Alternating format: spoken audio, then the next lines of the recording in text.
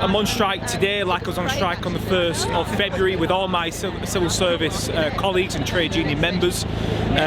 We are fighting a battle against the government and their restrictive pay policies that have ultimately seen civil servants' wages fall year on year now for the last 10, 11, 12 years. In anticipation of the Chancellor's spring budget, hundreds of thousands of workers across the UK are walking out today in what is set to be one of the largest days of industrial action in a generation. Civil servants who are members of the PCS are joining junior doctors, university staff and teachers in Manchester on a joint march from Manchester Royal Infirmary on Oxford Road to St Peter's Square.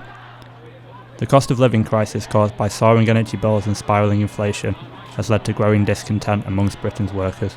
Quite frankly, enough is enough, and therefore we're mobilising and striking back and trying to push the government into making significant concessions.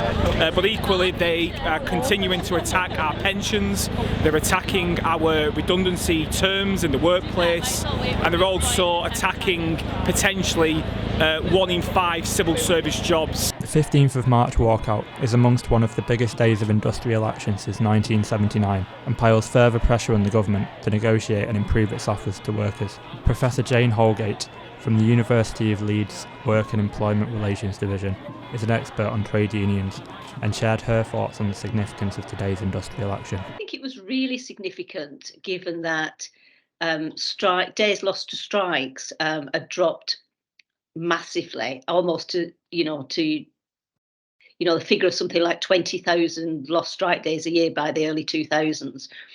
And if you look back to 1979, where we probably had millions and millions of workers out on strike, it's quite significant now that having fallen away so low, that the figures have risen quite significantly again. I think we had about, I don't know what the figure was, about 1 million people out on strike on the 15th.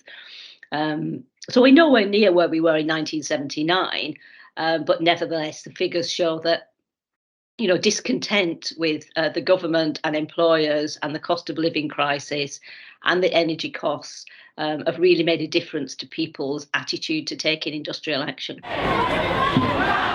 150,000 civil servants from over 100 governmental departments, including staff at the Department of Transport, the Department of Health and Social Care and Border Force, are walking out today. The PCS are unhappy with its members' pay, pensions, job security and redundancy terms. They are calling on the government for a 10% pay rise in line with inflation, better pension contributions and no cuts to redundancy terms. However, the government has stated this would cost an unaffordable £2.4 billion and can only offer a 3% pay rise.